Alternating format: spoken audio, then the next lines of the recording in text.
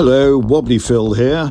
Cast your mind back to 1980. Margaret Thatcher was the UK's Prime Minister. The ladies not for turning. Ronald Reagan was about to become the 40th President of the United States. Tear down this wall.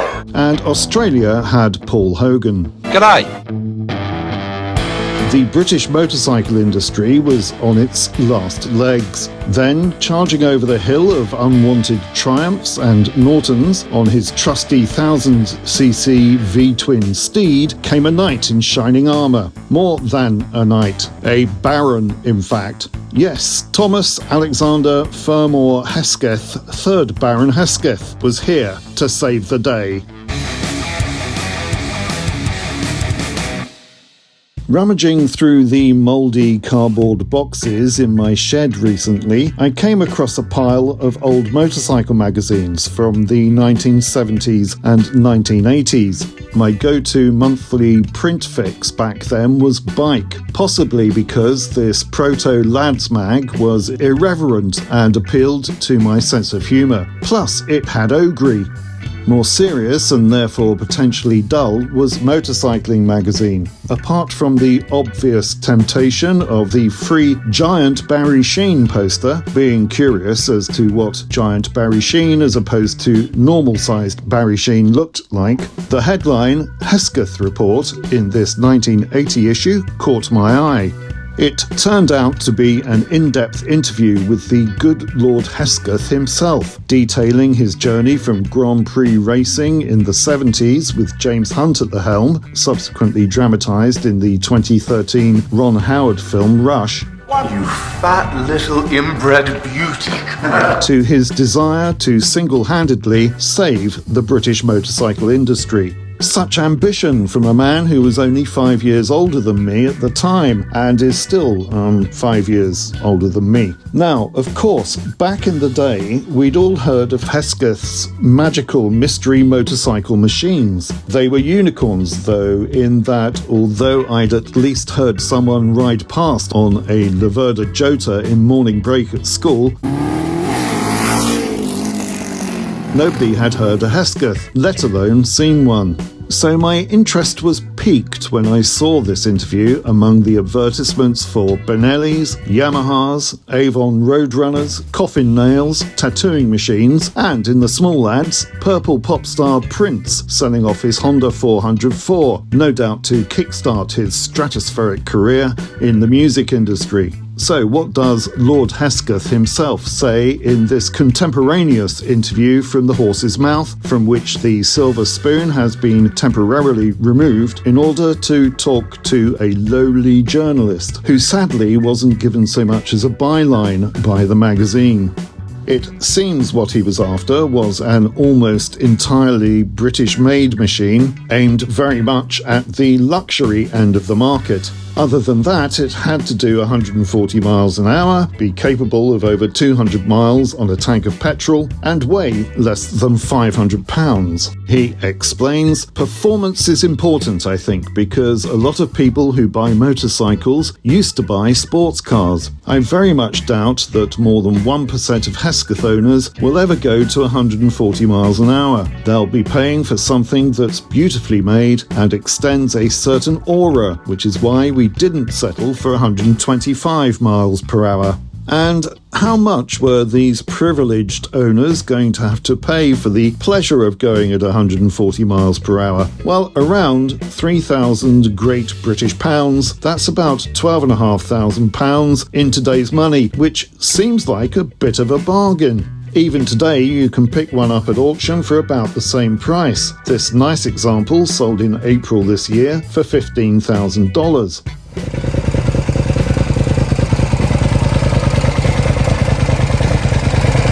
The Hesketh engine was designed by the Hesketh team. It had to have 4 overhead cams, but for no good reason, other than that people expected them.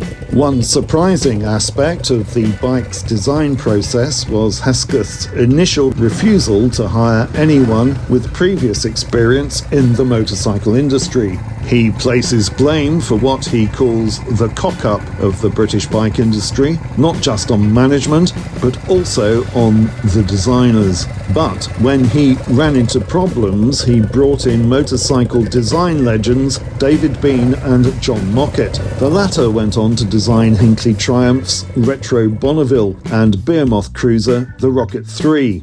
Clocks were sourced from Japan because traditional British Smiths instruments were deemed unacceptable, but some Lucas electrics were used and other British components like Avon tyres and Amel Mark II carbs were on board. Quite why the Amel carbs made the cut is beyond me, but there you go.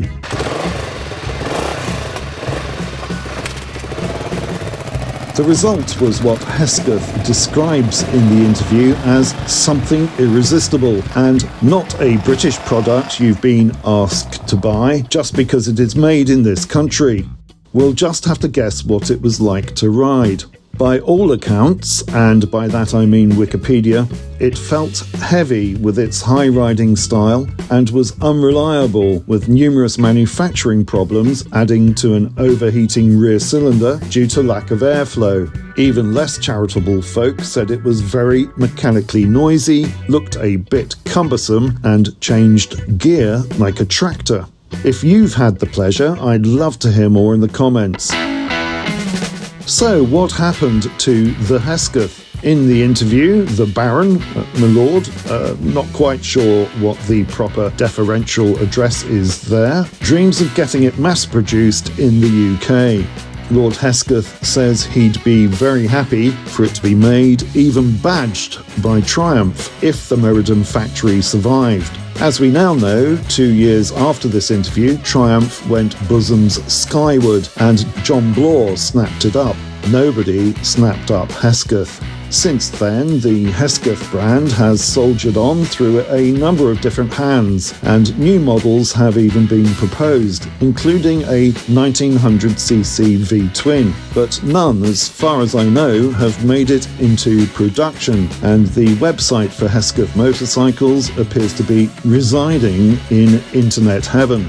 But wait, there's still a company registered at Companies House, the official government register of all UK businesses, called Hesketh Motorcycles Limited. Its registered office is, according to Companies House, at these inauspicious premises in Kent, in the south of England. According to the register, Hesketh Motorcycles Limited was about to be legally dissolved, but last month received a stay of execution until 2029. Then there's this video from 2 years ago. So, is Hesketh about to be reborn as yet another retro motorcycle mark? In the end, only around 140 original Heskeths were made.